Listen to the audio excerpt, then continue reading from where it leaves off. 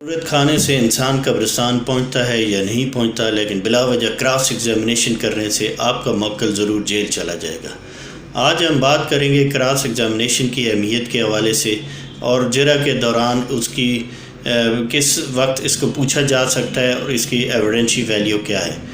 اور اس کے لیے کراس ایگزامینیشن کے ذریعے آپ نے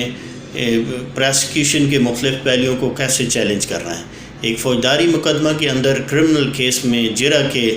دوران سجیشن کے ذریعے کسی بھی گواہ کی شہادت کو، اس کے معیار کو، اس پر انحصار اور اس کی ایکوریسی کو آپ چیلنج کرتے ہیں۔ جرح میں سجیشن کے ذریعے ڈیفنس کسی گواہ کی شہادت کو ایلیسائٹ کر کے ریزنیبل ڈاؤٹ کریٹ جج کی اور جیوری کے مائنڈ میں ایک ریزنیبل ڈاؤٹ کریٹ کر سکتا ہے۔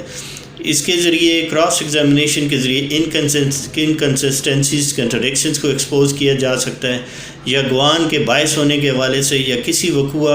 کی اطلاع کو انڈرمائن کرنے کے حوالے سے آپ سجیشن پٹ کر سکتے ہیں۔ بعض کیسز میں ڈیفنس جرح کے دوران سجیشن جو ہے وہ سجیشن کی کوئی بیکنگ نہ ہو، اس کی کوئی کاربوریشن نہ ہو، کوئی سپورٹ یا ڈائریکٹ نہ ہو، تو اس حالات میں بھی سجیشن جو ہے defence can plant a seed of doubt in the mind of jury and جج۔ یہ بات واضح ہے کہ میئر سجیشن بذات خود کسی ملزم کو بے گناہ ثابت نہیں کر سکتا، لیکن ڈیفنس کے مضبوط کیس کی صورت میں جب استغاثہ کی شہادت کی ریبٹل میں سجیشن جو ہے ایک الٹرنیٹیو نریشن ہوتا ہے۔ سجیشن جو ہے ایک اہم رول کردار ادا کرتا ہے، جو کسی فیکٹ یا سچویشن کو جرح کے دوران اگر استغاثہ ڈینائی کر رہا ہے یا انکار کر رہا ہے، تو اس صورت میں سجیشن سے ہی عدالت کو آپ سجیشن کے ذریعے آپ اپنے ڈیفنس کو یا اس فیکٹ کی حقیقت کو سامنے لاتے ہیں، جو بوقت فیصلہ اس فیکٹ کو عدالت ایویلیٹ کرتی ہے کہ جو سجیشن ہی کو اس کو باقی شہادت کے ساتھ سجیشن کو بھی دیکھتی ہے۔ اور اس طرح مثال کے طور پہ یہ ایک ایکسٹرا اسٹریٹجیکل